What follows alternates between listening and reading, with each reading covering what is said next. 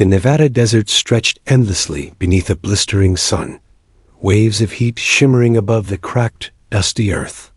The low hum of the helicopter grew louder as it descended from the bright, cloudless sky, kicking up plumes of sand and grit. That stung exposed skin. Soldiers stationed at the remote military base tightened their grips on rifles and binoculars, eyes scanning the approaching rotorcraft.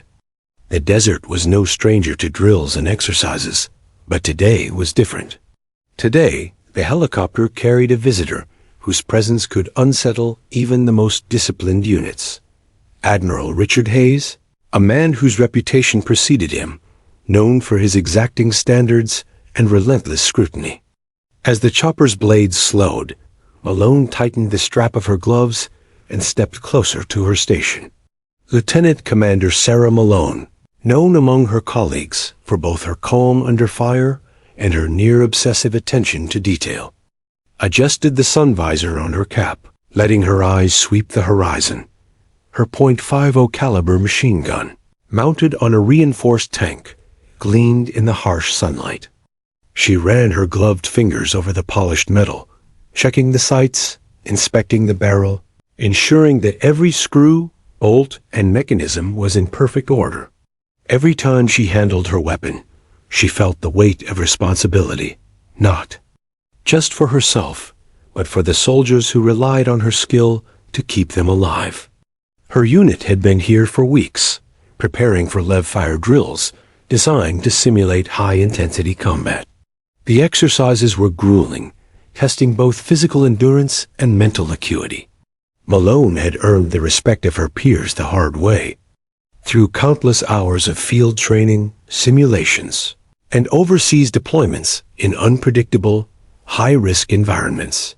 Her medals were not handed down, they were earned through precision, courage, and sheer grit. She had faced ambushes, sniper fire, and the chaos of battlefield decisions. Every drill reinforced a principle that she held sacred. In the field, there were no shortcuts, no exceptions, and certainly no room for recklessness. The helicopter finally touched down with a grinding thud, throwing clouds of sand into the air. Soldiers leapt into action, securing the perimeter, as Hayes stepped out with the fluid authority of someone accustomed to command. Even from a distance, Malone could sense the aura of control. He exuded the way he moved with purpose, surveying his surroundings with a calculating eye. She recognized the posture of someone who had spent a lifetime in power and decision-making. But as much as rank carried weight, it would not intimidate her. Not here, not with her hands on her weapon. Hayes approached the tank, his polished boots crunching against the rocky desert floor. "Lieutenant Commander Malone," he called. Out, his voice carrying over the gusts of wind from the helicopter blades. "I've heard impressive things about your work here." There was a subtle edge in his tone, a blend of admiration and expectation. Malone's jaw tightened imperceptibly, her eyes narrowing ever so slightly. Flattery did not sway her, especially when the stakes involved weapons that could take lives with a single mistake. "Admiral," she replied crisply, keeping her voice measured and professional. She didn't offer a smile. Smiles were distractions when vigilance mattered most. "Welcome to our station."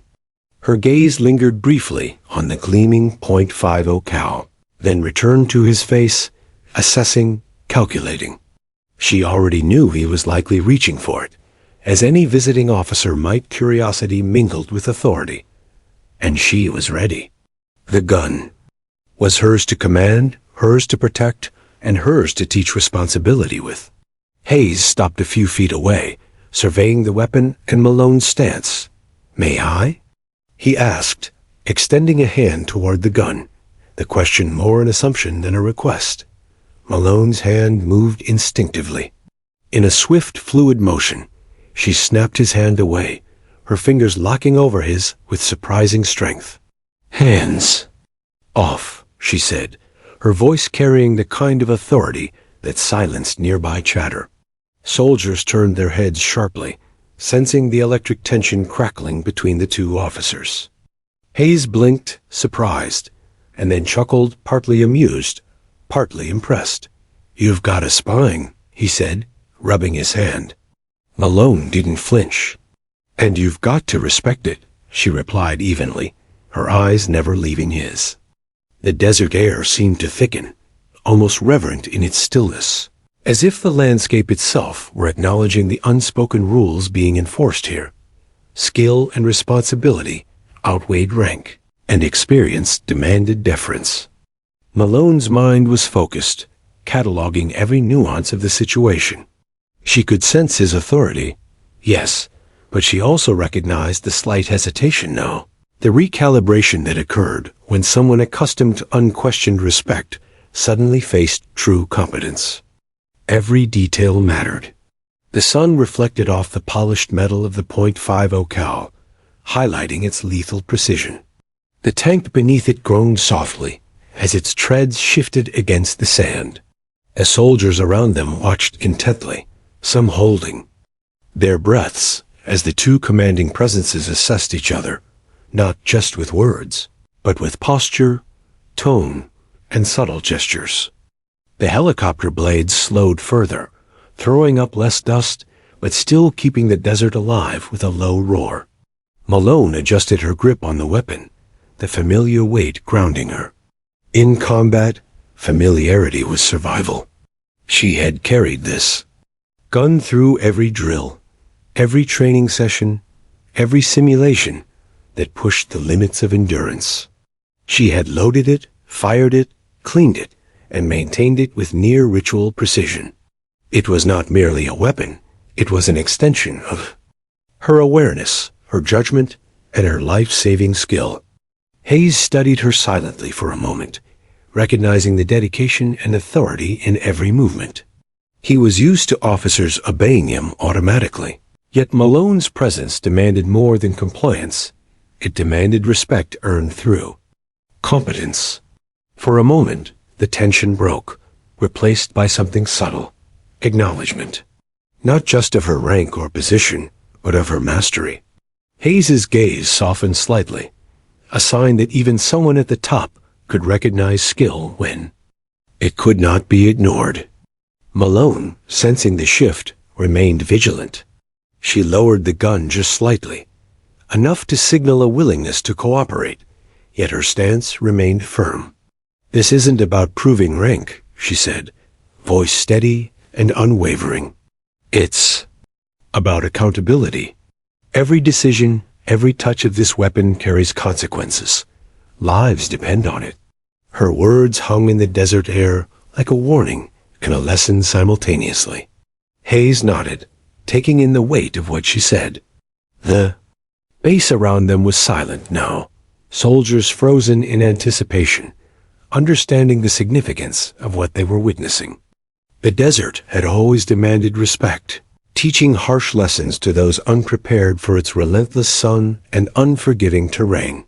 Today, Malone had become both teacher and guardian, enforcing the same principle with a weapon far more lethal than sandstorms or heat. Hayes, despite decades of command, had been reminded that respect must be earned, skill validated, and accountability unquestionable. As the helicopter's engine finally powered down and the wind settled, Malone took a slow, deliberate breath. Her eyes scanned the desert horizon, the distant mountains, the shimmering heat waves, always alert, always aware. Hayes's presence, though formidable, no longer threatened control over her weapon. Instead, it highlighted the very essence of command. Leadership demanded courage, precision, and the ability to enforce discipline, even against those in the highest ranks. Malone's hand lingered on the .50 caliber, an unspoken reminder to all around her. In this desert, in this exercise, she commanded more than a machine gun. She commanded respect, experience, and responsibility. The sun continued its relentless journey across the sky, but for Malone, each minute mattered. Every drill, every inspection, every interaction was a chance to reinforce the principle that had carried her through combat zones across the globe. In the field, Skill and vigilance were the ultimate authority, and nothing, not rank, not reputation, not intimidation, could replace them. As Hayes finally stepped back, offering a nod of acknowledgement, Malone allowed herself the slightest exhale of relief. She had won the first round of this silent duel not by confrontation, but by demonstrating competence, courage, and accountability. The desert, ever impartial, seemed to approve, casting long shadows over the tanks, weapons, and soldiers gathered. For Malone, the day was just beginning, and already the story of her stand against an admiral had started to weave itself into the fabric of the base's lore. The desert air crackled with tension, each grain of sand suspended momentarily in the wake of the helicopter's departure. Admiral Hayes stepped forward, now fully aware that this wasn't a routine inspection. Lieutenant Commander Malone's eyes never left the .50 caliber machine gun, her fingers lightly tracing the barrel's polished metal. Every movement, every subtle twitch of her muscles, was a statement. She was in control, and no one, not even an admiral, would undermine her authority over the weapon that had become an extension of herself. Hayes's boots crunched on the sand as he closed the remaining distance, each step measured. "Lieutenant Commander," he began, voice calm but authoritative, "I don't mean to overstep. I just want to observe, get a feel for the equipment you're using here." His hand shifted slightly, almost imperceptibly, toward the mounted weapon. Malone's eyes narrowed, scanning his posture and intentions. She had seen visitors, VIPs, and senior officers approach her position countless times. Most of them didn't understand that weapons in her hands were more than metal. They were lives, decisions, consequences. One wrong touch could be fatal. "Hands off," she said again, firmer this time, her voice cutting through the desert silence. Soldiers nearby stiffened, their gazes flicking from the two officers to the machine gun. The tension was palpable, like the quiet before a thunderstorm. Hayes froze mid-step, eyebrows raised, clearly not expecting such immediate resistance. Malone's stance was unyielding, one foot slightly forward, back straight, eyes locked onto his movements. There was no challenge in her expression, only absolute clarity. The gun was hers. The responsibility was hers. Respect it or step back. Hayes tilted his head, studying her. His voice was calm, measured, almost testing the waters. "I've handled heavy weapons before, Lieutenant Commander. I assure you, I know what I'm doing." Malone's fingers flexed slightly around the gun's grip, though she did not release it. Her gaze was unwavering, steady, and precise. "I don't doubt your experience, Admiral," she said, each word deliberate. "But experience doesn't grant permission. This weapon and everyone it can affect is under my command right now. You overstep at your own risk." The soldiers exchanged glances, some visibly impressed by Malone's poise, others anxious about the confrontation. Desert heat pressed down on them, amplifying the tension as if the environment itself were aware of the standoff. Hayes's jaw tightened slightly, a flicker of surprise crossing his face. He was used to deference. He was used to obedience. Malone's confidence was not a show of defiance. It was mastery. And for the first time in years, he realized that rank alone would not dictate the outcome of this encounter. Malone didn't break eye contact. Her mind cataloged every detail, the angle of his hand, the subtle tension in his shoulders, the micro-expressions that hinted at both curiosity and caution. She had learned through years of combat that reading a person was as crucial as reading a weapon. One misjudged motion could escalate a situation from routine to deadly in seconds. She understood Hayes's authority, but she also understood that true command required accountability, vigilance, and decisiveness. This moment was as much a test of his restraint as it was hers. The Admiral smiled faintly, a mix of amusement and begrudging respect. "You certainly don't suffer fools lightly," he said, his tone lighter, but his gaze steady. Malone's lips pressed into a thin line. "I don't suffer mistakes lightly," she replied evenly. The words hung in the air, heavy with implication. Mistakes with this weapon were not theoretical. One slip could cost lives soldiers she had trained, men and women whose safety rested on her precision. This was not arrogance. This was survival. Hayes's hand hovered again, and Malone's reaction was instantaneous. With a swift, practiced motion, she snapped his hand away, gripping it firmly and holding it there for a brief moment. The physicality of the gesture, though controlled, carried undeniable authority. Soldiers instinctively took a half-step back, sensing that even the highest-ranking officer had been momentarily checked. Hayes did not pull away immediately. He studied her, evaluating the decisiveness, the unflinching confidence in her eyes. In that moment, the dynamic between them shifted. Respect was being negotiated, silently but unmistakably. "Not yours to touch," she said, her tone calm yet commanding. There was no challenge, no anger, only the clarity of someone who understood the stakes of her responsibility. Hayes's lips pressed together for a fraction of a second, and relaxed slightly, his surprise giving way to a grudging acknowledgement. He had faced opposition before, but rarely had he encountered someone whose authority was unassailable, not because of rank, but because of competence. Malone was not defying him, she was demonstrating mastery.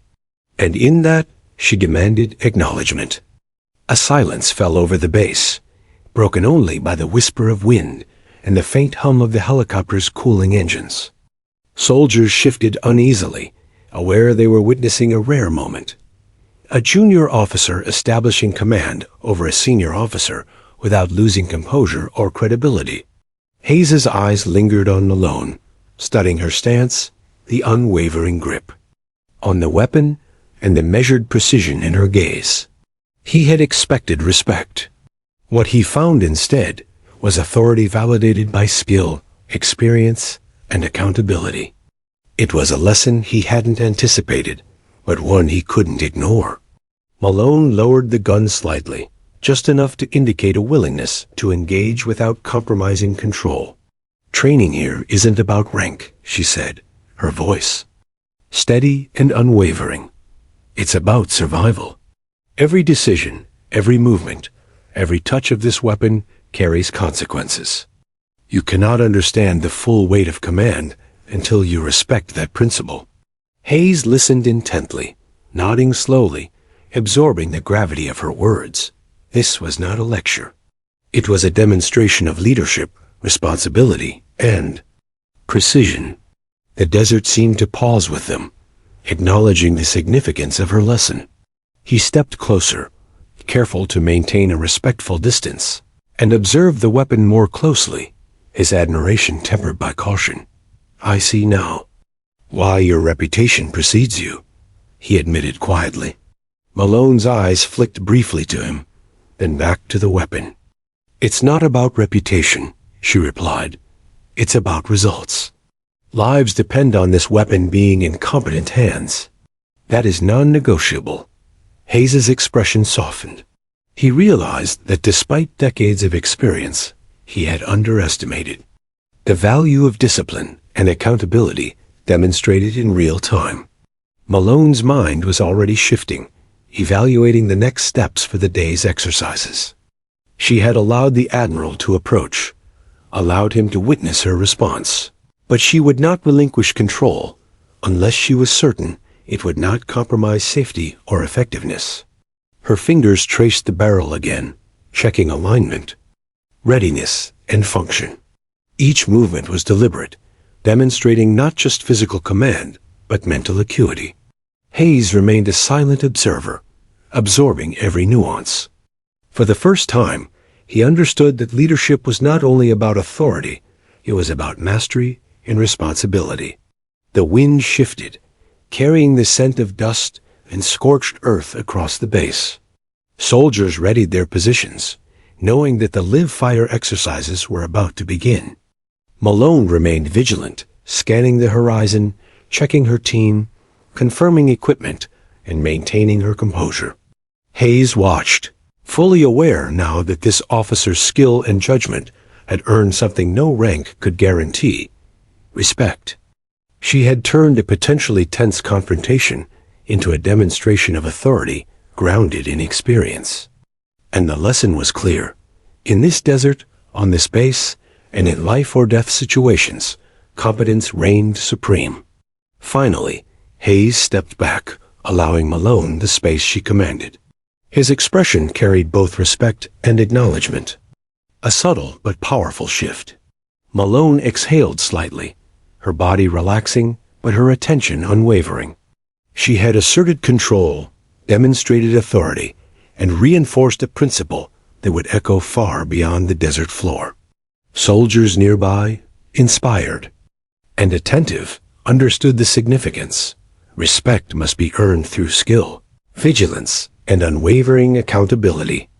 Rank alone could not dictate outcomes. Malone had made that undeniable. The desert sun continued its relentless climb, bathing the base in white light. Malone adjusted her stance, fingers brushing lightly over the gun, a silent signal to herself. And to those watching, readiness and vigilance were eternal. Hayes, standing a respectful distance away, nodded again, silently acknowledging the lesson. This confrontation, though brief, had established a precedent. Authority is meaningless without accountability, and true command is earned through competence. The stage was set for the day's exercises, and Malone's presence ensured that every soldier would remember this moment for years to come. The desert sun beat down relentlessly, and the faint haze rising from the sand gave the landscape an almost surreal quality.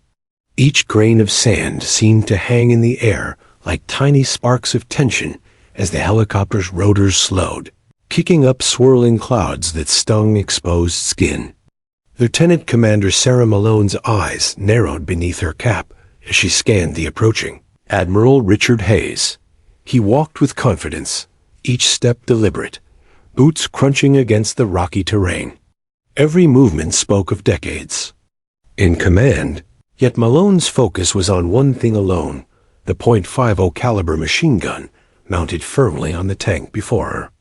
Her fingers flexed instinctively around the weapon, the familiar grooves pressing into her palms.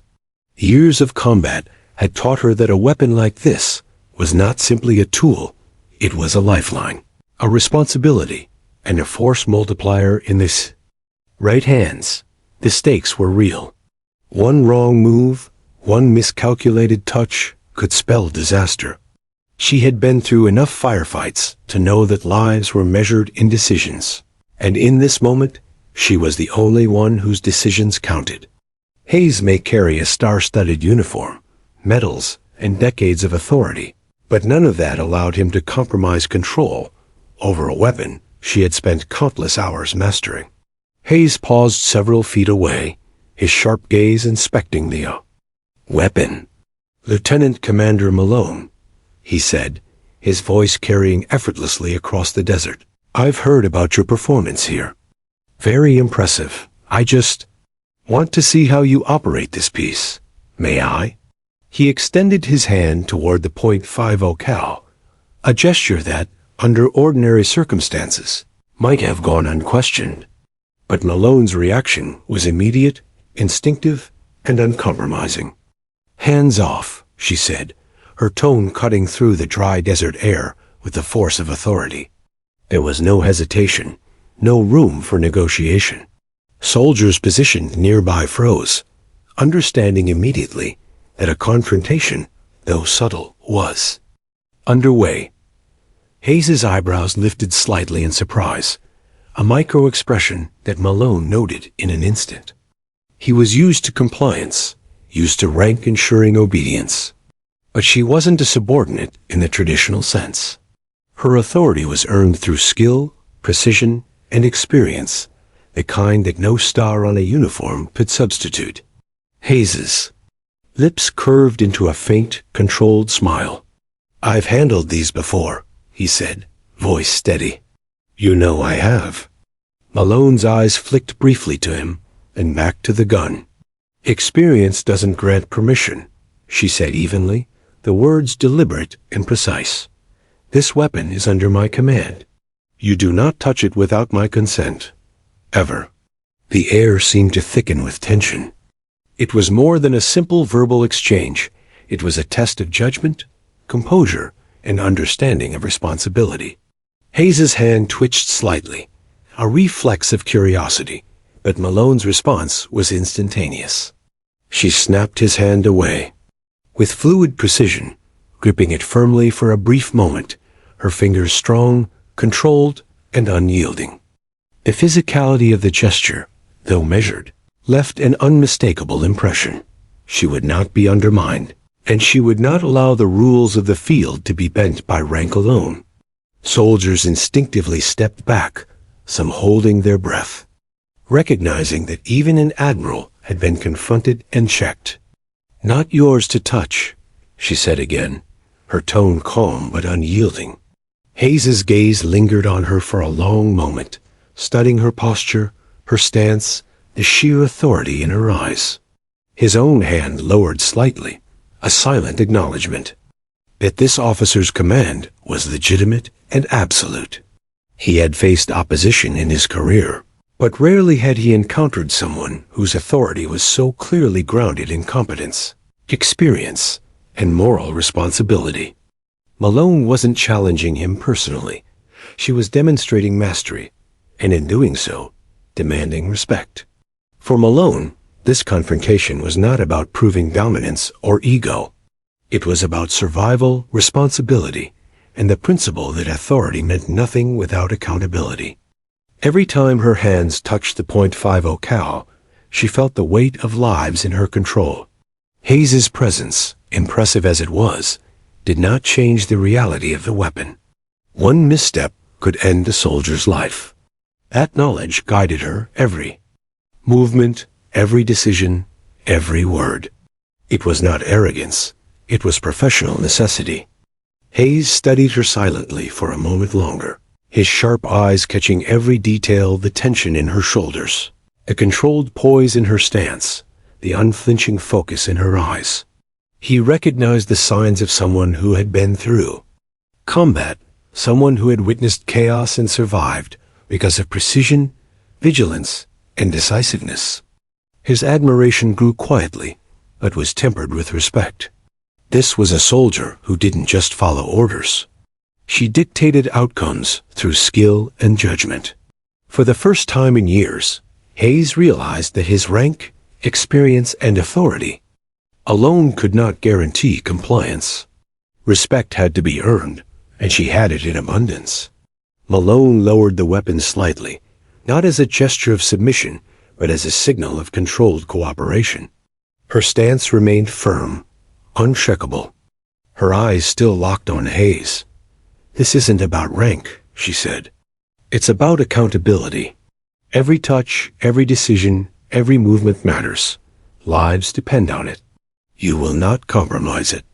Hayes nodded slowly, absorbing her words. He was no stranger to leadership, yet the clarity and conviction in her statement resonated deeply. For him, it was both a revelation and a reminder. Leadership without competence and responsibility was hollow. Around them, the soldiers remained attentive, holding their positions and observing the interaction with bated breath. Some exchanged subtle glances, acknowledging that they were witnessing a rare moment of principle and authority at play. The desert heat, relentless and unyielding, seemed almost symbolic of the tension in the air, sharp, unrelenting, and impossible to ignore. Malone's presence dominated the space, her authority unchallenged except by the very man she had just checked. Hayes's initial surprise had evolved into quiet recognition. This officer commanded more than a weapon. She commanded respect. He took a cautious step closer, eyes fixed on the gun.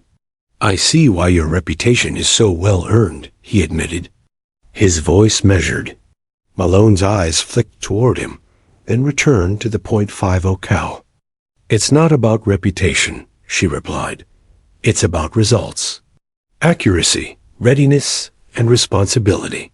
Everything depends on it." Her words were simple but profound. Hayes listened, realizing the weight they carried. Leadership, skill, and accountability were intertwined in ways rank could never replicate. She had transformed a potentially tense encounter into a powerful demonstration of authority. Malone's fingers traced the weapon gently, checking alignment, readiness, and function, each motion deliberate. Hayes remained silent, observing. He understood now that true authority was proven in moments like this, in decisions that required calm, precision, and moral courage. The .50 cal was not just a piece of equipment, it was a crucible in which responsibility and competence were tested. Malone's control over it was absolute, and Hayes recognized that her command was beyond reproach.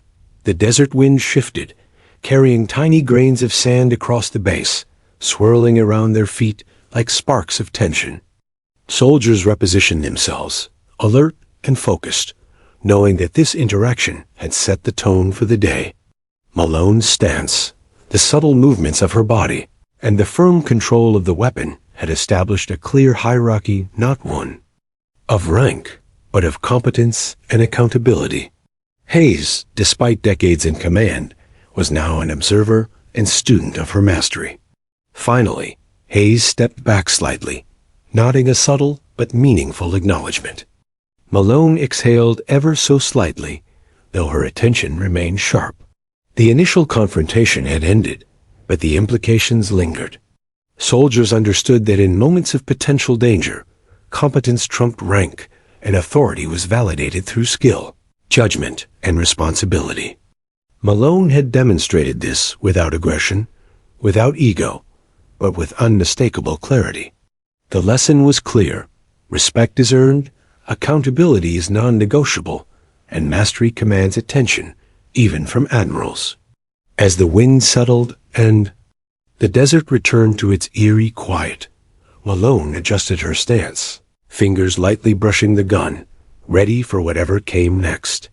Hayes remained a respectful distance away, silently acknowledging her authority. The standoff had not been a battle of wills, but a demonstration of Principle 1 that would echo through the base long after the sun dipped below the horizon. Malone's vigilance, skill, and unwavering sense of responsibility had established her dominance in a world where lives depended on every decision. The sun climbed higher, casting sharp, elongated shadows across the desert floor. Every detail mattered: the angle of the gun, the tension in Malone's grip, the subtle shift of her weight. Hayes watched quietly, absorbing the lesson that leadership without competence was hollow, and that in the crucible of responsibility, only skill and judgment earned true respect. Malone had made her point. In the field, authority alone was meaningless. Lives depended on mastery, vigilance, and unwavering accountability. The stage was set. The day had only just begun. The desert heat pressed down relentlessly, but Lieutenant Commander Sarah Malone barely noticed. Her focus remained absolute, locked on the .50 caliber machine gun, the soldiers around her, and the Admiral's subtle movements. She could feel the tension lingering in the air, thick and almost tangible, as Admiral Has stood a few feet away. He was no longer advancing.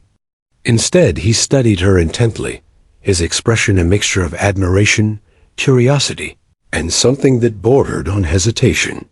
Malone sensed it immediately. He was re-evaluating his assumptions about authority, about compliance, about what it meant to command respect. Her hands rested lightly on the weapon's barrel, fingers flexing involuntarily as she monitored his posture. Every detail mattered: the slight tilt of his head, the movement of his shoulders, the way his eyes darted to the tank. She had seen soldiers hesitate under pressure, had witnessed them falter when faced with unpredictable circumstances. Hayes, despite decades of rank and experience, was now in an unfamiliar position, a subordinate in terms of skill and control over a weapon whose stakes were life and death. Malone understood this power dynamic fully, and she wielded it with calm precision. "Lieutenant Commander," Hayes began carefully, his voice measured, "I respect your control. I can see you've trained hard, and your skill is evident. But let me observe more closely. Let me understand the procedures, the checks you perform before firing." His hand hovered near the tank's control panel, careful not to overstep again. Malone's jaw tightened slightly, her eyes narrowing not. In anger, but in assessment. Observation was one thing, interference was another. And she would not allow interference with her weapon, no matter how polite. "This is not about observation," she said evenly, her tone calm but firm. "Every movement, every touch, every adjustment carries consequences. If you wish to learn, do so from a safe distance. Respect the chain of command here mine, in this instance. That is non-negotiable." The soldiers around them shifted subtly, impressed by the way Malone asserted authority without raising her voice. Hayes's lips pressed together for a fraction of a second, then relaxed, acknowledging her words without dissent. He had never been challenged like this before, and the experience was both enlightening and humbling. Malone's gaze swept over the crew, confirming that all soldiers were in position. The drills ahead were not ceremonial. They were simulations designed to replicate real-world scenarios. The .50 caliber machine gun was not just a prop. It was a precision instrument capable of controlling large areas of fire, providing cover, and protecting soldiers on the ground. Malone's role was central. Her hands and decisions dictated outcomes, and she had no tolerance for mistakes. Hayes had now become part of the lesson she was teaching, whether he realized it or not.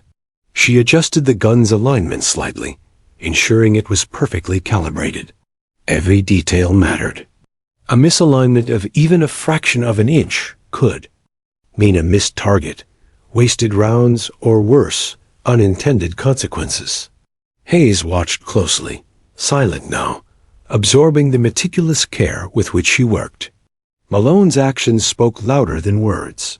Leadership was not merely rank, it was preparation, skill, and an unwavering commitment to accountability. She had proven this earlier when she snapped his hand away, but now she reinforced it with action, demonstrating that competence could not be overlooked. The soldiers readied themselves for the live-fire simulation. Malone's team was disciplined, focused, and alert. She could feel their collective energy, the subtle nervousness that always accompanied high-stakes exercises. She stepped back slightly, still in full control of the weapon, and raised her voice to address them. "Check your positions. Verify your safety parameters. Maintain line of sight and follow my commands precisely. Remember, every decision matters. Any hesitation, any misstep, and you risk failure and in real-life lives." Her tone was authoritative, precise and calm, a voice that demanded attention without raising panic. Hayes nodded slowly, impressed by her composure. He had witnessed countless exercises, but rarely had he observed someone whose authority was both unassailable and grounded entirely in skill and responsibility. His presence no longer felt like intrusion. It was a silent acknowledgement of the lesson Malone had already imparted. The dynamic had shifted. She was the center of command, and he was now observing how true authority manifested under pressure. It was a humbling realization for a man accustomed to unquestioned deference. Malone took a deep breath and scanned the horizon, noting every potential hazard, every vantage point, and every subtle movement. The desert, ever unpredictable, demanded awareness. Her hands adjusted the weapon again, checking the trigger mechanism and the alignment of the sights. Everything was perfect. Every step she took, every word she spoke, reinforced her authority, ensuring that her team and even the Admiral understood the stakes. Hayes's eyes followed her movements, silently acknowledging her mastery of both the weapon and the team. She signaled to her crew to begin. The .50 caliber roared to life, its powerful rounds echoing across the desert canyon walls. Dust and sand exploded around the impact zones, and soldiers flinched slightly at the raw force of the weapon. Malone's hands moved with fluid precision, guiding the gun, issuing commands to the crew, and maintaining perfect control. Each burst of fire was deliberate, calculated, and effective. Hayes watched, fully aware that the woman before him had not just skill, she had command. "Adjust left 20, she ordered, voice steady and clear. The gun shifted, rounds striking the E. Target dead center. Lower by 5. Steady, steady, fire. Every instruction was executed flawlessly by the team. Malone's eyes scanned continuously, noting both the impact zones and the alignment of the weapon. The desert heat and the noise did nothing to disrupt her focus. Hayes, silent but engaged, recognized that true authority required this level of attention, vigilance, and commitment. It was far more than rank or reputation. It was mastery under pressure. As the rounds continued to strike with precision, Malone briefly glanced at Hayes. "Observe carefully," she said, not as a rebuke, but as instruction. "This is what responsibility looks like. Every shot, every movement, every command counts. Authority without accountability is meaningless." Hayes nodded, understanding now that he was witnessing more than a demonstration of firepower. He was witnessing leadership, an expertise fused into action control, asserted through skill, clarity, and responsibility. The soldiers watched intently, learning silently. Malone's ability to maintain composure, issue commands, and manipulate the weapon with precision set the standard. Hayes had reached for the gun earlier, assuming authority came with rank.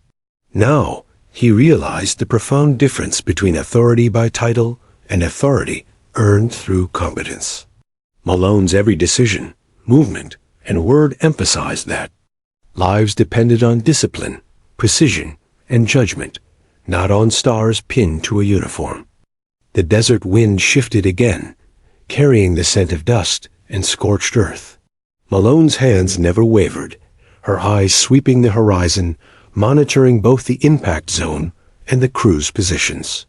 The simulation continued, rounds tearing through targets hundreds of yards away with pinpoint accuracy. Hayes observed in silence, absorbing the lesson.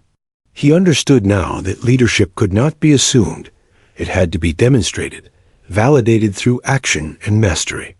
Malone's control was undeniable, and her authority unchallengeable in that moment. Finally, after several minutes of sustained fire, Malone ceased the operation. The desert was filled with the echo of spent rounds and the scattering of dust. She lowered the weapon slightly, signaling completion.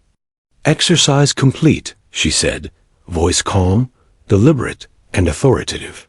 The soldiers exhaled collectively, some relieved, some exhilarated by the display of skill.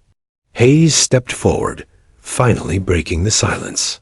"Impressive," he said simply, his tone carrying deep respect.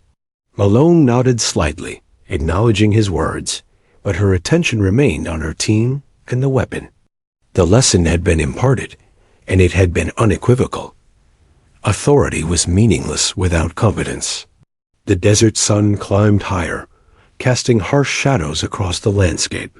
Malone's crew began the post-exercise checks, methodically inspecting the weapon, verifying safety protocols, and ensuring every detail was accounted for. Hayes followed, observing quietly. The respect he felt was no longer abstract, it was earned, witnessed, and undeniable.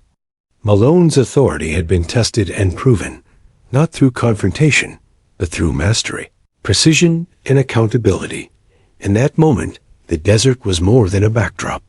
It was a classroom, and Malone was the instructor. The dust from the live fire exercise still hung in the air, catching the bright Nevada sunlight in a haze of gold and brown. The soldiers shifted uneasily, their adrenaline slowly fading, yet their eyes remained glued to Lieutenant Commander Sarah Malone. Every action she had taken, every command issued, radiated authority. Even the echo of the .50 caliber's roar seemed to linger like a reminder of the stakes involved. The desert itself appeared to acknowledge her mastery, vast and unforgiving, yet she moved through it with control and precision. Admiral Hayes stepped closer, keeping a measured distance, his polished boots stirring up fine clouds of sand. The expression on his face had changed from curiosity to something heavier, respect. He had witnessed her skill firsthand, not through reports or reputation, but in the reality of disciplined, lethal precision. Malone's control over the weapon, her composure under heat, noise, and responsibility had impressed him. It wasn't simply about operating the gun, it was the mastery of command, vigilance, and the moral weight of authority. She had demonstrated that authority, divorced from competence, was hollow. Malone noticed his approach, her posture unwavering. The slightest shift in his expression hinted at acknowledgement, a recognition she had earned but had not sought. "Admiral," she said, her voice calm and measured, "I appreciate your patience. This exercise is about discipline and responsibility, not rank." Hayes nodded slowly, the faint crease between his brows softening. "You've shown me something I didn't fully grasp before," he admitted quietly, his gaze meeting hers. "Leadership isn't just about issuing orders. It's about command through competence, vigilance, and accountability." The soldiers, watching in silence, understood the significance of this interaction. Malone had not raised her voice. She had not flinched. Yet she had earned the respect of the highest-ranking officer present. There was a lesson in that, a lesson about courage, skill, and the unspoken rules of authority. Hayes, despite years of command experience, had been reminded that rank could only go so far. Competence, decisiveness, and responsibility were what commanded real respect. Malone's hands remained near the .50 cal, her fingers flexing lightly over the grips as she assessed her team. "Every drill, every round, every command is about life and death," she continued, her tone firm but instructive. "We train hard so that when the moment comes, we act without hesitation. Authority comes from skill, not from a title pinned to a uniform." Hayes nodded again, taking in every word, silently acknowledging the truth she conveyed. The desert, silent except for the occasional gust of wind, seemed to hold its breath, emphasizing the gravity of her lesson. He stepped closer, careful not to cross the boundary she had established. "Lieutenant Commander, I underestimated the importance of direct, hands-on mastery," he said. Malone's eyes flicked toward him briefly before returning to the weapon. "It's not underestimation that kills in the field," she replied evenly. "It's hesitation, lack of preparation, and failure to respect the tools and people under your command." Hayes nodded, the weight of her words settling in. She was not lecturing him. She was demonstrating what it truly meant to lead. The crew moved quietly around the tank, performing checks and cleaning the weapon as Malone gave instructions. The soldiers had been trained to follow orders, but now they were learning something more subtle. Leadership carried responsibility, composure, and moral authority. Every movement Malone made was precise, deliberate, and instructive. Hayes observed silently, understanding that this display was more valuable than any report or inspection he had ever received. He had seen skill before, but rarely combined. With such calm, authoritative command, Malone signaled the crew to conduct a post-fire calibration check. "Check your bearings. Ensure no misalignments. The weapon must be ready at all times," she instructed, voice calm yet firm. Soldiers moved efficiently, their eyes catching the subtle cues from their leader. Hayes watched, noting the unspoken communication between officer and crew. Malone's authority was absolute, yet earned through competence, not fear or intimidation. It was a lesson in leadership that transcended rank, a reminder that the desert, like combat, respected only skill, vigilance, and decisiveness. After the checks, Malone stepped back, hands lightly brushing the machine gun as if confirming its readiness with a tactile affirmation. She turned her gaze to Hayes, and for the first time allowed a faint, approving nod. "You've seen the standard," she said. "Command is more than giving orders. It's maintaining control, ensuring precision, and understanding the consequences of every action. A weapon like this demands respect, and a team like this demands trust. Both are earned." Hayes, silent but thoughtful, nodded slowly. The lesson was clear, and it had been delivered without drama, only through the undeniable reality of competence in action. The sun cast long, sharp shadows across the desert, emphasizing the stark contrast between authority and submission. Hayes adjusted his posture, finally showing a subtle smile, a rare acknowledgement from a man unaccustomed to being taught by someone junior in rank. "Impressive," he said simply, the word carrying the weight of both respect and understanding. Malone inclined her head slightly, eyes still sweeping the horizon and the crew. Respect had been earned, and it was mutual. The earlier tension had transformed into recognition, trust, and a shared understanding of what leadership truly required. Malone moved among her team, checking their positions, issuing gentle corrections, and reinforcing commands. Every gesture emphasized precision and accountability. Hayes followed, observing quietly, noting the subtle ways she commanded attention and respect without raising her voice or resorting to displays of authority. It was leadership as he had rarely seen, calm, precise, uncompromising, yet respectful. He realized that this was why her reputation had preceded her. She led not by fear or rank, but by competence, clarity, and accountability. A gentle wind swept across the desert floor, carrying tiny grains of sand that brushed against boots and uniforms. Malone's eyes caught each movement, subtle shifts in terrain, and the positioning of her team. Even after the exercise, she remained vigilant, aware that authority was not static. It had to be constantly demonstrated and validated. Hayes, watching intently, understood that this vigilance was what separated command from simple supervision. It was not about ego. It was about responsibility, skill, and the lives that depended on every decision made. The crew began their final checks, moving methodically around the tank and weapon. Malone's hands lingered on the .50 cal, a quiet reminder that she was the guardian of both weapon and procedure. Hayes stepped forward cautiously. "Lieutenant Commander Malone," he said, voice measured, "you've earned my respect." "That is clear." Malone nodded briefly, acknowledging the statement, though her focus remained on the readiness of her team and the weapon. Respect had been earned through action, precision, and accountability, not through rank or expectation. For a moment, the desert seemed to pause. The sun beat down, the wind whispered across the rocks, and the soldiers absorbed the unspoken lesson. Hayes had arrived expecting to observe. He left with a profound understanding of leadership, skill, and responsibility. Malone had demonstrated that authority was validated through competence, vigilance, and moral courage. The .50 caliber was more than a weapon.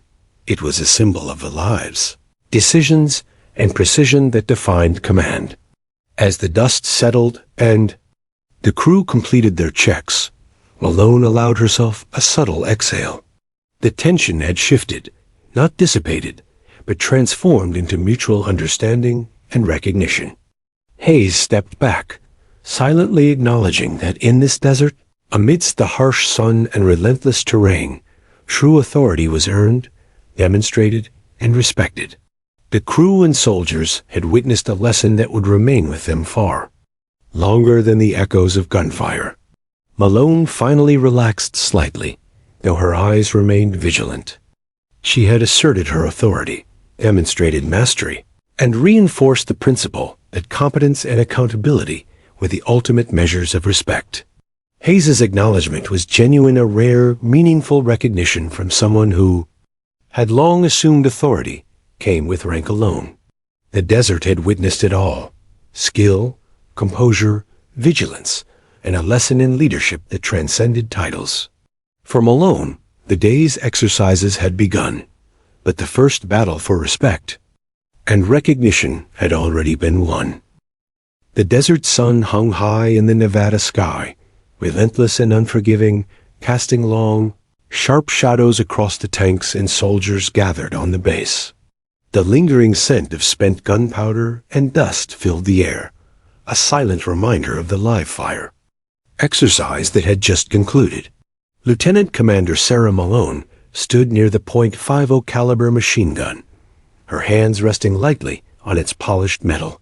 Even after hours of rigorous action, her focus remained unbroken. Every soldier around her seemed to recognize the unspoken rule she had reinforced. In this environment, authority was measured not by rank, but by skill, vigilance, and accountability. Admiral Richard Hayes lingered a few feet away, silent, observing Malone as she moved through her team, checking positions, scanning equipment, and issuing instructions. He had arrived expecting a routine inspection and a customary deference due his rank. Instead, he had witnessed a display of leadership and precision that he had rarely seen. Malone had earned his respect not through titles or stars on her uniform, but through action, decisiveness, and the subtle yet absolute command of her team. He understood now that authority without competence was meaningless in the crucible of real-world operations. Malone's eyes swept over her soldiers, assessing their readiness with meticulous care. She had trained them to operate under high-pressure conditions, but the live fire exercise had exposed more than their technical skill. It had revealed their ability to follow leadership under scrutiny and uncertainty. She approached Corporal Jensen, who had been slightly off alignment during one of the earlier firing sequences. Kneeling briefly, she adjusted the sight on his rifle with practiced precision. "Attention to detail saves lives," she said quietly, her tone firm but instructive. "Every small error compounds into serious consequences if left unchecked." Hayes watched the interaction closely, noting the way Malone combined authority with instruction. There was no condescension in her voice, no need for intimidation. Yet every movement conveyed control and expectation. Her authority was not demanded, it was demonstrated and earned. He realized that leadership in the field was about far more than strategic orders. It was about maintaining composure under pressure, ensuring precision, and instilling confidence in those around you. Malone had proven that skill and vigilance could command respect even from the highest-ranking officers. The soldiers continued their post-exercise checks, moving systematically through the steps Malone had drilled into them: inspection of barrels, alignment of sights, safety verification, and ammunition accounting. Malone moved between them like a conductor, orchestrating each action with calm authority. Hayes noted the subtle communications, the nods, the gestures, the brief eye contact that allowed the team to operate seamlessly under her command. He realized that these unspoken connections were the foundation of effective leadership in high-stakes situations. Malone paused to observe a group inspecting the tank's recoil system. She crouched slightly, running her gloved fingers over the mechanism, listening for subtle shifts or irregularities. "Check the torque on the stabilizers," she instructed, her voice low but clear. "Even a minor misalignment can affect accuracy under fire. Attention to every detail matters." Hayes stepped closer, careful not to interfere, and watched the meticulous attention to procedure. Each instruction, each correction, reinforced the principle that authority must be matched with knowledge and precision. Leadership without accountability, he realized, was ineffective and dangerous. As the team continued their work, Malone gathered them for a brief debrief. She circled the group, scanning faces, making mental notes of performance, posture, and attention to detail. "Today's exercise is not about showing strength or dominance," she began, her tone calm and steady. "It's about ensuring that, when the moment comes, we act decisively and correctly. Every action, every decision, every movement carries consequences. You are responsible not just for yourselves, but for everyone relying on you. Never forget that." Her words hung in the desert air, absorbed by the soldiers who had long respected her, but now understood the depth of her authority. Hayes nodded, subtly, silently acknowledging the power of her lesson. This was leadership in its purest form, calm, precise, and morally grounded. Malone did not rely on rank or intimidation. She relied on competence, clarity, and accountability. The desert, harsh and unyielding, was the perfect backdrop for such a lesson. It demanded respect, vigilance, and decisiveness, qualities Malone embodied fully. After the debrief, Malone turned to Hayes. "You've seen the standards," she said, voice firm but not confrontational. "This is how we operate, how we maintain readiness, and how we ensure that no lives are lost due to negligence. Authority without accountability is meaningless. Skill without discipline is dangerous, and both must be proven in action." Hayes met her gaze, absorbing the weight of her words. He had come expecting routine observation, but instead he had received a masterclass in leadership, responsibility, and precision. Malone gestured to the team to resume routine drills. "Carry out a full systems check on all weapons," she instructed. "Verify ammo counts, confirm sight alignments, and ensure all safety protocols are enforced. Remember, precision saves lives." The soldiers moved with renewed focus, understanding the importance of each action under Malone's watchful eyes. Hayes observed quietly, noting the way she balanced command, instruction, and oversight. He realized that the respect she commanded was not fleeting. It was earned, tangible, and deserved. The desert wind shifted, carrying dust and heat across the base. Malone paused briefly, scanning the horizon and the distant mountains. Her training, her experience, and her vigilance had prepared her for countless scenarios, both predictable and chaotic. Hayes stepped closer, lowering his voice to avoid interrupting her team. "Lieutenant Commander, I see now why your reputation is so well earned," he said. Malone's eyes flicked toward him, a faint nod acknowledging his words. "Reputation matters less than performance," she replied. "Action and precision define competence." Hayes remained silent for a moment, contemplating her words. He had spent decades commanding officers, issuing orders, and assuming authority was inherently respected. Yet here, in the harsh Nevada desert, he had been reminded of a crucial truth.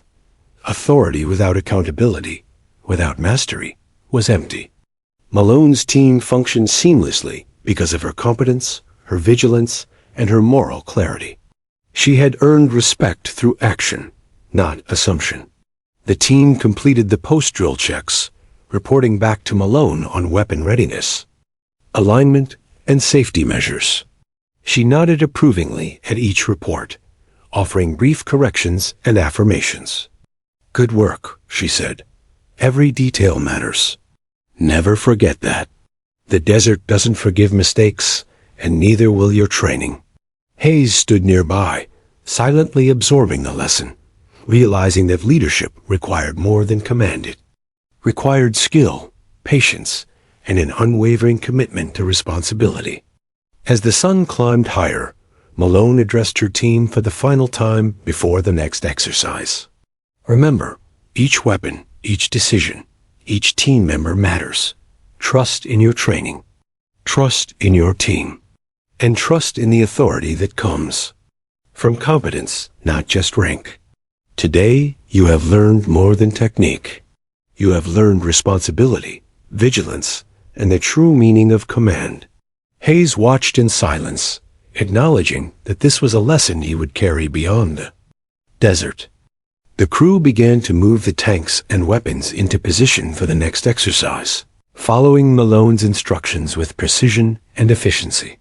Hayes walked among them, observing, understanding, and silently respecting the method, discipline, and calm authority she displayed. The desert, scorching and unforgiving, had become both a proving ground and a classroom. Malone had not only ensured the success of the exercise, but had reinforced the critical lessons that would guide her soldiers in real-world scenarios. Finally, as the team paused and regrouped, Hayes stepped forward, his expression earnest.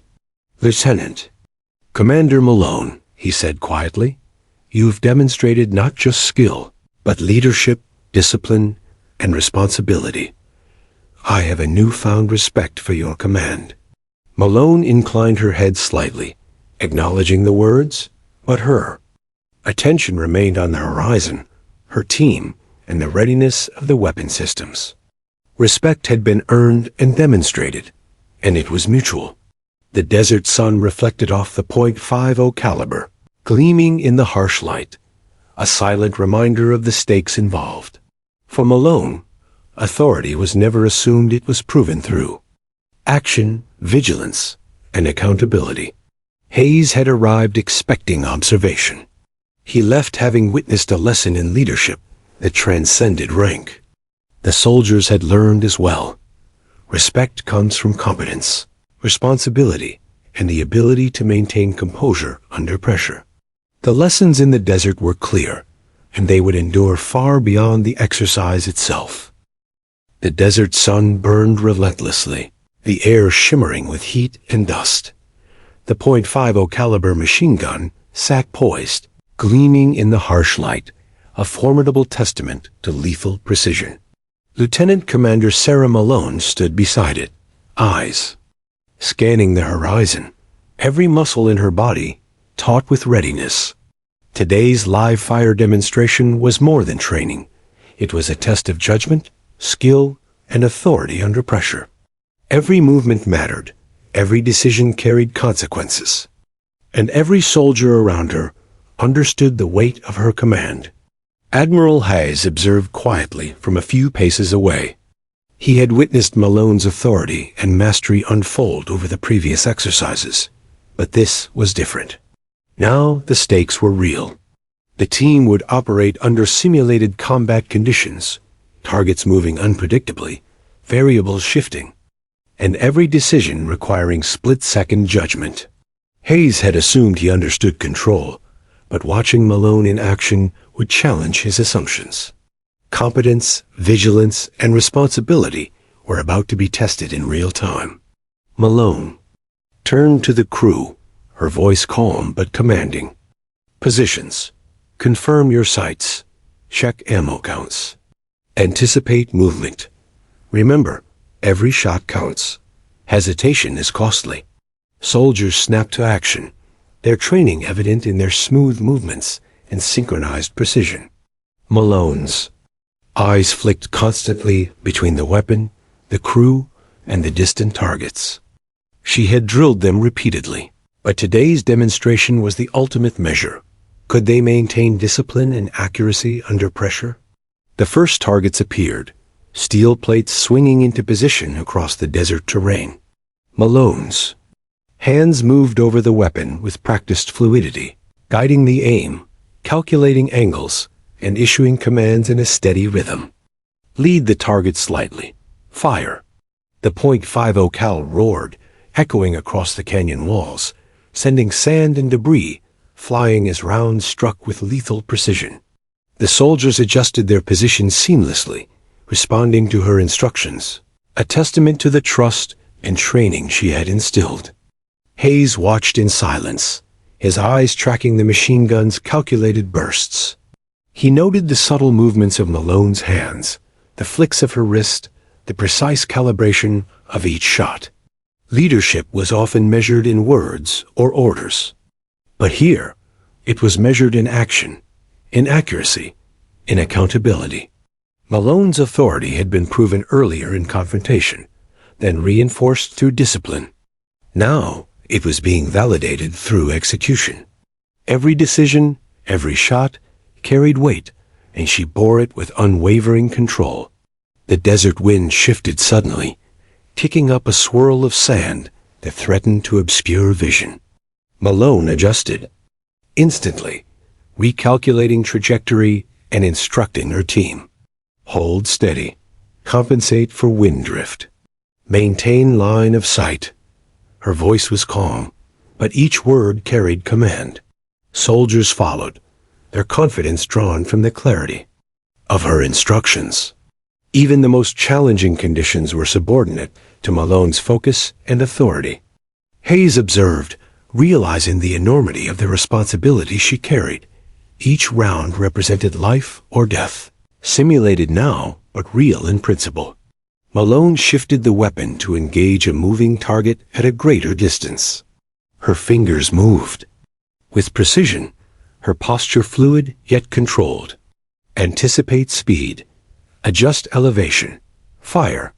The gun thundered again, hitting the moving target dead center. Soldiers reacted instantly, repositioning for the next sequence. The rhythm was unbroken, the coordination seamless. Hayes's admiration grew as he witnessed not just technical mastery, but command in action. Malone's leadership was alive, active, and palpable, every motion and command reinforcing the principle that authority without competence was meaningless.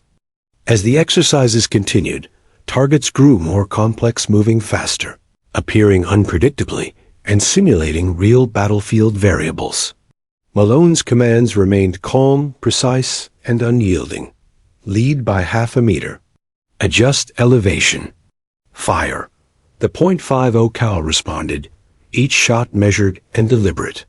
Soldiers mirrored her focus, executing commands with discipline, their trust in her leadership absolute. Hayes noted the balance of authority and clarity in her voice, realizing that true command was not a matter of intimidation, but of competence and decisiveness. At one point, a misalignment occurred. A soldier hesitated, unsure of the wind's effect on a distant target. Malone's eyes locked on the adjustment. Without raising her voice, she issued a correction. Compensate by 2 degrees. Line of sight. Fire. The gun responded instantly, hitting the target precisely. The crew adjusted, continuing the sequence without hesitation. Hayes observed, struck by the quiet authority she wielded, a presence that inspired precision, discipline, and trust. Leadership, he realized, was not about domination. It was about guiding and ensuring success under pressure. Malone's eyes flicked briefly to Hayes, who had instinctively leaned forward to watch the trajectory. She offered a subtle nod, acknowledging his presence but emphasizing her control. Observe, don't interfere, she said calmly, the weight of her experience evident in her tone. Hayes nodded, understanding fully. He had learned earlier that rank did not grant authority over mastery, and now he saw it demonstrated in real time. Malone's command was unchallenged, her competence indisputable. The sun climbed higher, casting harsh shadows over the desert. Each sequence grew more challenging, targets appearing from unexpected angles, environmental conditions shifting unpredictably. Malone's mind was constantly calculating wind, distance, trajectory, timing. Her hands moved with the precision of a seasoned operator, and her voice issued commands that were never rushed, never unclear. The crew responded flawlessly, their trust in her unshakable. Hayes observed silently, the reality of her authority and responsibility now undeniable. By midday, the exercises approached their climax. Multiple moving targets appeared simultaneously across a wide desert field, simulating an ambush scenario.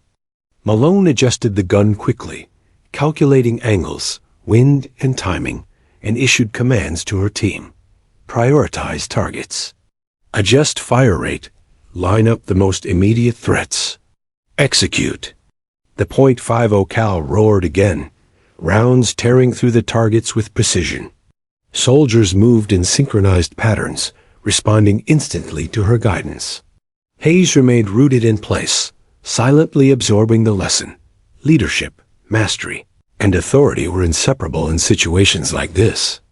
Malone maintained her focus, even as the simulated ambush intensified.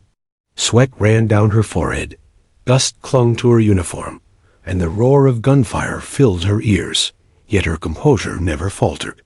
Every adjustment, every command, every calculated decision reinforced the principle she had lived by.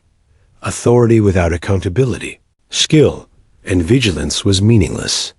Hayes, now fully immersed in observation, recognized that he had underestimated the weight of responsibility borne by frontline leaders like her. As the final targets fell, Malone lowered the weapon slightly, signaling the end of the exercise. Her crew completed post-fire checks with meticulous care, confirming weapon alignment, safety protocols, and ammunition accounting. Hayes stepped forward, admiration and respect evident on his face. "Lieutenant Commander Malone," he said, quietly, "I've observed your skill, leadership, and precision. You've demonstrated what authority truly means under pressure." Malone inclined her head slightly, a subtle acknowledgement, her focus already shifting to her team's readiness. The desert wind swirled around them, carrying the scent of spent gunpowder, dust, and the heat of exertion. Malone's team stood, ready, disciplined, and composed, fully aware that their leader had guided them through a demanding and realistic test of skill and command. Hayes, silent for a moment, recognized the magnitude of what he had witnessed. Leadership was not assumed. It was proven in moments of stress, responsibility, and execution. Malone had demonstrated that authority was earned, respected, and validated through action. Malone's eyes swept over the horizon one last time, taking stock of the desert terrain, her crew, and the weapon systems. Every detail mattered, every variable accounted for. The day's exercises had not only tested skill, but had reinforced the lessons of vigilance, accountability, and precision. Hayes stepped back, finally giving her space to command and maintain focus. He had come expecting observation, and left having witnessed mastery, responsibility, and leadership embodied. In real time, the desert wind had shifted again, carrying fine grains of sand that clung stubbornly to uniforms and equipment. Lieutenant Commander Sarah Malone stood near the .50 caliber machine gun, her eyes scanning the horizon, sharp and unyielding. The leave fire exercises had concluded, yet the weight of responsibility lingered as heavily as the desert sun overhead.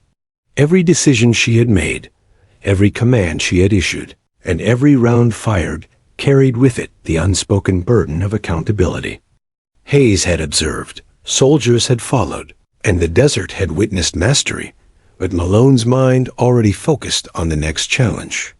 Admiral Richard Hayes approached, boots crunching against the rocky terrain, his expression sober yet reflective. He had seen skill, composure, and leadership displayed at the highest level, and he understood now that authority without accountability was hollow. "Lieutenant Commander," he said quietly, careful not to intrude on her vigilance, "your demonstration today, it's unlike anything I've observed in decades of command." Malone's eyes flicked toward him, expression calm but unreadable.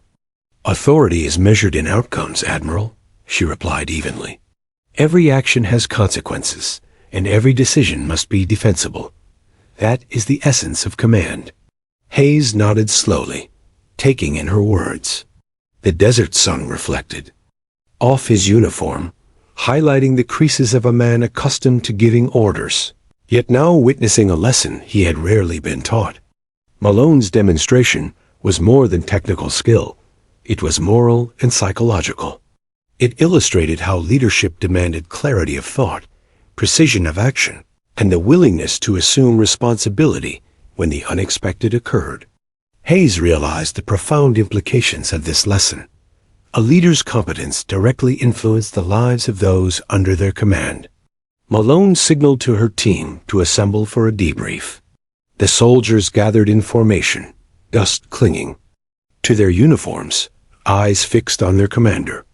She circled them, observing posture, attention, and composure. Today's exercises tested more than skill, she began, voice calm and authoritative. They tested your ability to remain focused under pressure, to anticipate variables, and to execute decisions with precision. Every action has consequences. Hesitation, doubt, or carelessness could have resulted in failure or worse. Her gaze swept across the faces of her team, imprinting the lesson in a way that words alone could not. Hayes watched silently, absorbing the nuance of her instruction. He had witnessed competence, yes, but now he recognized the layers of responsibility that Malone carried and instilled in her team. Leadership was not merely issuing commands. It was cultivating vigilance, teaching accountability, and ensuring trust among subordinates. Malone's authority had been earned through mastery, reinforced through action, and validated by results. Even the Admiral could see that. The desert, unforgiving and impartial, had demanded proof of skill, and she had delivered it flawlessly. Malone's eyes lingered on the horizon, scanning for subtle changes in terrain and shadows that could affect engagement. The desert was an unpredictable adversary, and she respected it fully.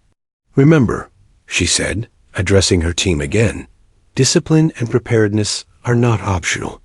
They are the difference between survival and failure. Every decision matters. Every movement carries weight.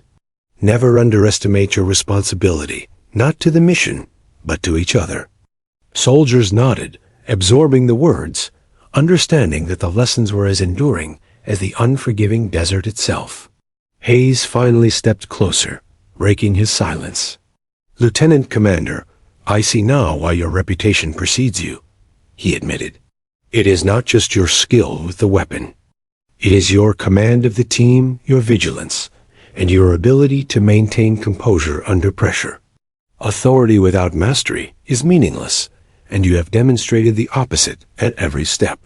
Malone inclined her head slightly, acknowledging the statement, but maintaining focus on her team and the operational readiness of the weapon systems. The soldiers began performing post-drill maintenance checks. Malone moved among them, inspecting each step carefully: barrel alignment, trigger, sensitivity, ammunition accounting, and recoil systems. "Precision now ensures survival later," she reminded them. "A weapon is only as effective as the person wielding it, and the person's judgment is the final line of defense." Hayes observed, noting the subtle coordination between leader and crew. The efficiency and discipline were remarkable, yet Malone maintained an exacting standard, ensuring that no detail was overlooked. As the sun climbed higher, the heat intensified, pressing down on soldiers and machinery alike. Malone remained vigilant, scanning not only the weapon and crew, but also the surrounding terrain. Even in apparent calm, responsibility never ceased. Hayes noticed the relentless focus in her eyes, the mental calculation of every scenario, every potential hazard, every contingency. He realized that this was the true burden of command: constant awareness, unyielding judgment, and the moral courage to act decisively when necessary. Malone's attention shifted back to the team. "Prepare for rapid redeployment," she instructed. "Simulated threat approaching from Southwest Ridge. Execute movement drills and maintain coverage. Remember your training. Trust in each other. Anticipate adjustments and communicate continuously." Soldiers moved immediately, transitioning with precision, their confidence drawn from her instruction and presence. Hayes observed the seamless coordination and instinctive obedience proof. That leadership founded in skill and accountability cultivated trust and efficacy. A simulated target appeared on the ridge, small and mobile. Malone adjusted the .50 cal instantly, calculating trajectory, distance, and wind drift. Engage at 40 degrees, lead by 3 meters. The weapon thundered, the rounds hitting the target precisely as it moved. Soldiers adjusted their positions to maintain safety and optimal firing lines. Hayes noted the fluidity, the efficiency, and the absolute control Malone exercised. Every action was deliberate, every command clear, and every consequence understood. She had converted observation into action, theory into reality, and authority into respect. For Hayes, the lesson crystallized. Authority without accountability could not survive in the real world. He had assumed that rank commanded compliance, yet Malone's demonstration proved otherwise. Skill, decisiveness, and responsibility were what inspired obedience and trust. Even in moments of simulated chaos, she remained unflappable, her authority validated through action. Every move reinforced the principle that leadership was measured not in titles, but in results and vigilance under pressure. Malone finally ceased the engagement, lowering the weapon slightly, signaling the end of the exercise. The team completed post-drill checks, moving with practiced precision to inspect alignment, clean barrels, and confirm ammunition counts. Hayes stepped closer, his admiration unmistakable. "Lieutenant Commander," he said quietly, "I've seen countless officers lead, but few combine skill, judgment, and authority as effectively as you have today. You've taught a lesson I won't soon forget." Malone inclined her head subtly, the acknowledgement quiet but firm. The desert stretched endlessly, shimmering in heat and sunlight, indifferent to the human drama played out across its sands. Yet for Malone, every decision, every command, and every observation mattered. The responsibility she bore was immense, yet she embraced it with precision and clarity. Hayes watched, silently acknowledging the lesson. Leadership, skill, and accountability were inseparable, and true authority could only be validated in moments of challenge. The sun climbed higher, the shadows deepened, and the lessons of the desert etched themselves into the minds of those who had witnessed them. Malone surveyed her team one final time, checking readiness, posture, and alignment. "Remember," she said, voice calm but resonant, "command is earned in action, proven under pressure, and maintained through accountability. Every decision has weight. Every movement carries consequence. Your skill and discipline are the difference between success and failure. Never forget that." Hayes nodded, fully aware that this lesson transcended titles and ranks. It was a lesson in true leadership, responsibility, and mastery under pressure. The crew dispersed slightly, completing final checks and resetting positions. Malone remained near the weapon, vigilant and composed, embodying the principles she had demonstrated all day. Hayes took a final step back, observing her authority, skill, and decisiveness one last time. He had come expecting observation and left having witnessed mastery. The desert, scorching and unforgiving, had tested everyone, yet Malone had proven unshakable. Respect had been earned, accountability maintained, and leadership demonstrated in its most powerful and enduring form. The desert sun hung low in the sky, casting long, golden shadows across the rocky terrain. Dust swirled in the heat, catching the fading light like tiny sparks in a slow-motion fire.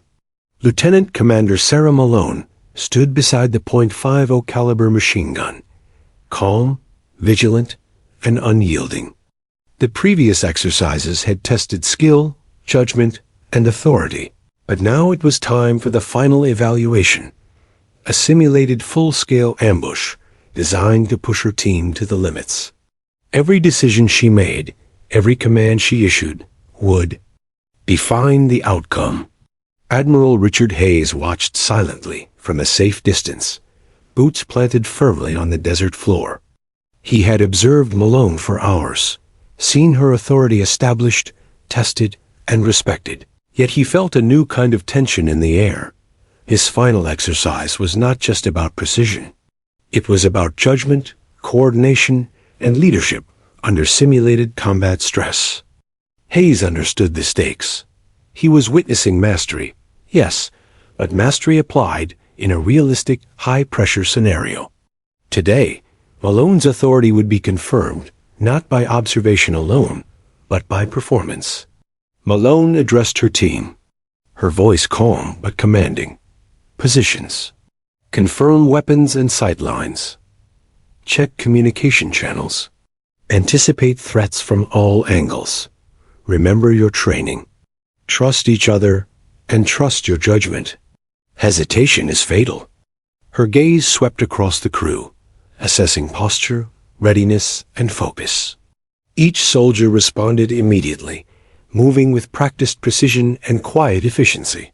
The desert had tested them before, but this was the ultimate simulation, and Malone's presence ensured that every action and decision would be guided with clarity and authority.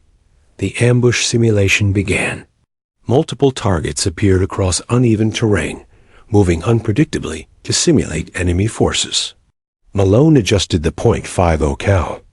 With precise, fluid movements, her eyes tracking every motion, every variable distance, wind, elevation, timing. Engage at 45 degrees. Lead the target by 3 meters. Fire. The machine gun thundered, echoing across the canyon, rounds striking targets with deadly precision. Soldiers responded instantly, adjusting positions, maintaining cover, and coordinating seamlessly. Hayes observed in awe. Every element of leadership he had studied in books or seen on reports was alive in Malone's command. A sudden gust of wind kicked up a cloud of dust, momentarily obscuring part of the field. Malone's eyes flicked to the movement, calculating trajectory adjustments in real time. Compensate for wind drift. Line of sight. Fire. The gun responded flawlessly, the rounds hitting moving targets accurately despite the sudden environmental change. Soldiers mirrored her focus, maintaining composure under pressure. Hayes realized that this level of command went beyond skill. It was the embodiment of accountability, vigilance, and responsibility, demonstrated in real time and validated by results. One of the secondary targets moved unexpectedly, crossing the line of fire too close to a soldier's position. Malone's hand moved instinctively, snapping the safety lever, halting the round mid-action, and issuing a correction. Hold position. Target now clear. Resume fire when confirmed safe. Her reaction was instantaneous, precise, and protective. Hayes's respect deepened.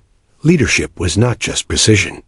It was moral judgment, the ability to safeguard those under your command while maintaining control over complex variables. Malone had displayed both in full measure. The simulation intensified.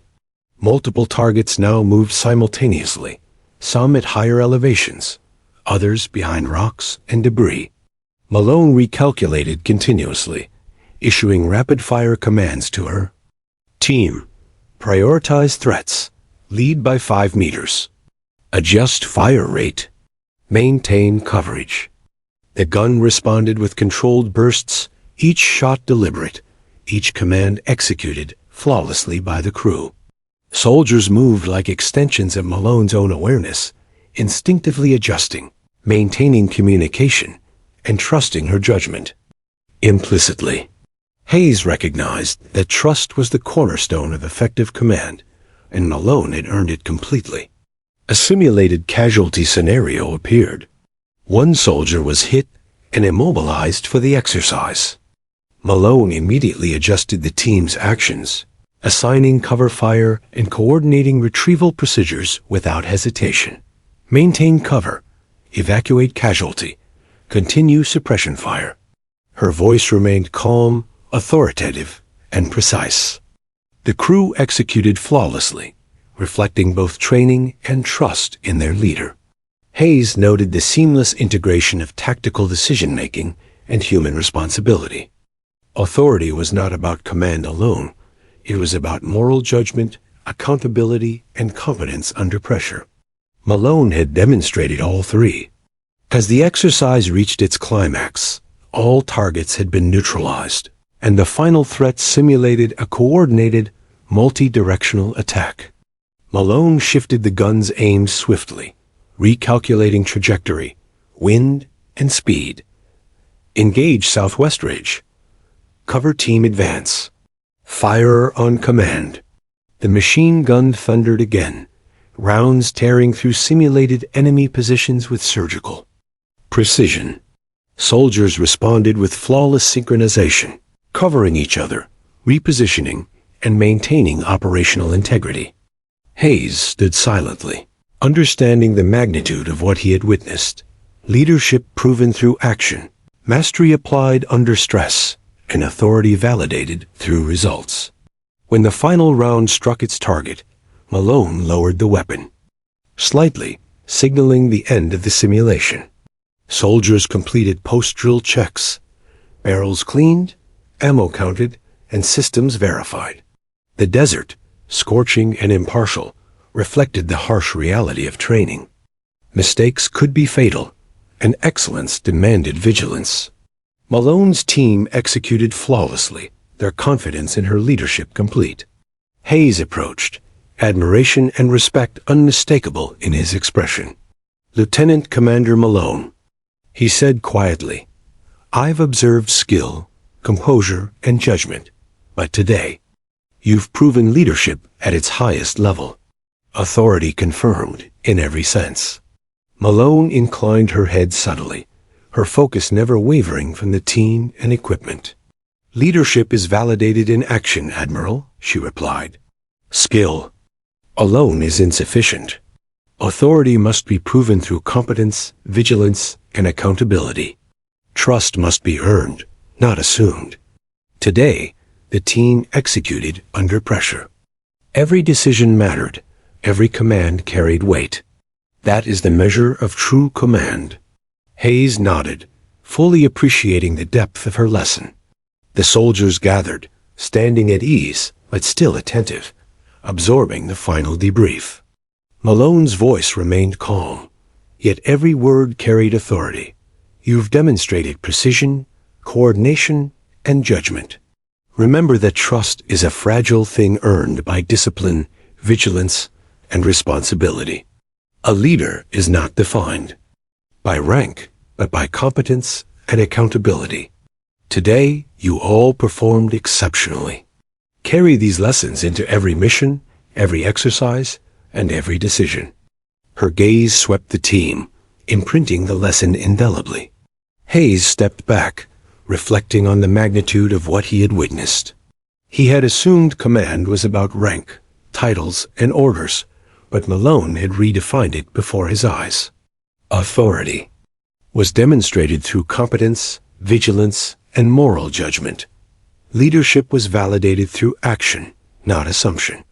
And true respect, was earned in moments of challenge, not bestowed by stars or insignia. Malone had achieved all of this while maintaining composure under relentless pressure. As the desert sun began its descent, casting long shadows across the field, Malone moved among her soldiers one last time, checking alignment, readiness, and morale. Hayes followed silently, finally understanding the lesson in its entirety. These exercises had tested skill, judgment, and authority, culminating in a final demonstration that validated every principle Malone had demonstrated throughout her career. Leadership, skill, accountability, and trust were inseparable, and Malone had proven this beyond any doubt.